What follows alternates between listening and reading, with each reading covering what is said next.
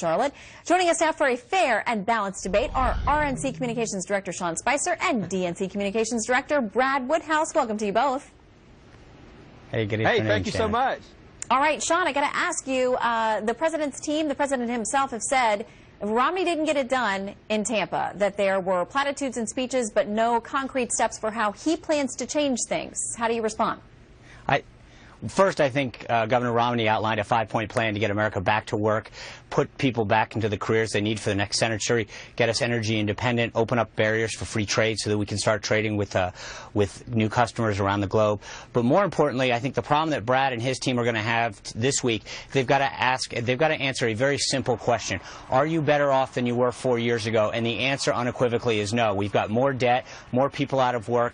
We're hardly energy independent. And every one of those promises that the president made in 2008 when he came before the American people with a slogan of hope and change is gone. And they admitted it today on television. Their surrogates, one after another, said, well, Americans aren't better off and the hope and the change is gone. Robert Gibbs was out saying that the glitter and the glam from 2008, the thrill is gone, if you will, because Americans are not better off than they were 4 years ago. And that's why, I mean, they bring in a guy like Jimmy Carter as one of their top surrogates, because even Jimmy Carter's record looked better compared to this president's.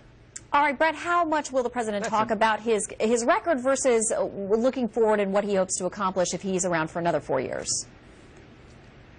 Well, look, first of all, let me say this. It wasn't just Democrats that said that Mitt Romney's convention was a disaster. Bill Kristol was on today saying, you know, he didn't talk about the troops, he didn't talk about Afghanistan, and he didn't outline specifics. And they promised an 11-point bump out of their convention, and they got bupkis. They got no bump at all. Who? And by the way, Sean, I got an empty chair right here for you because I know how Republicans like empty chairs. But let me ask the question that Sean put to the American people. Are the American people better off than they were 4 years ago? Unequivocally, the answer is yes. We were losing 800,000 jobs a month, Shannon, when the president came into office. We had a plane going like this straight to the ground. The president got the stick. He's pulled it up out of that steep decline, and it's on the climb again. It's not where it needs to be because Republicans have failed to work with us to move the country forward. All right, Sean, I know you're ambitious, but did you promise an 11-point bump out of the convention? That is very ambitious. No, I don't know. I think that these are the same type of people that Brad's talking to that say that we're better off, because anybody who thinks that we're better off.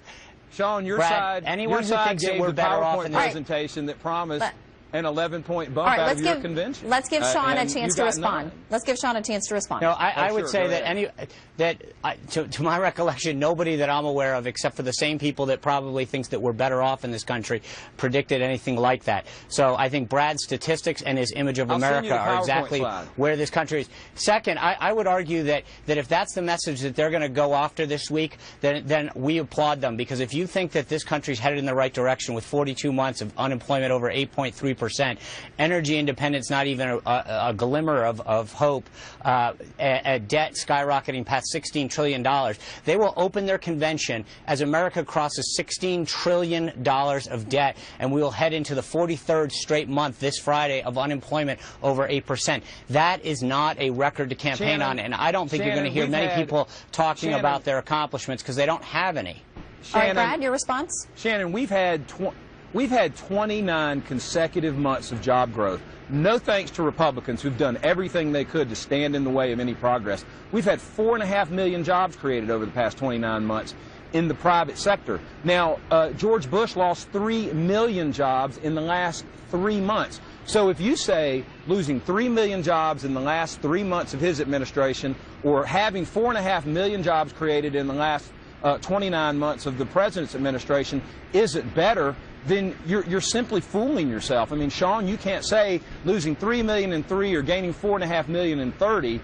You can't say losing 3 million in 3 is better. If it is, it's no wonder that y'all are behind in this race and you're behind in the battleground states. Sean?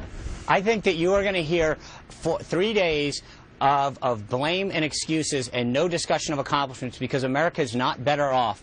And I think that to try to sell that message is going to be a big mistake. They're bringing in people like Jimmy Carter, Lincoln Chafee of Rhode Island, who's one of the biggest failed governors, to talk about the way forward. This is the problem. They don't have a record to run on. They don't have accomplishments to run on, and they're forced to bring in people like Jimmy Carter and Lincoln Chafee out of Rhode Island, who's one of the worst job creators in the country. We got to leave it right there, or we will be cut off the air. We thank you both for your time today. Shannon, have a great time in Charlotte. GM's alive. Thank you. We look forward to it. Bin Laden is dead. Have a great time. All right. Thank you both, gentlemen. That's it for us here in Washington for now.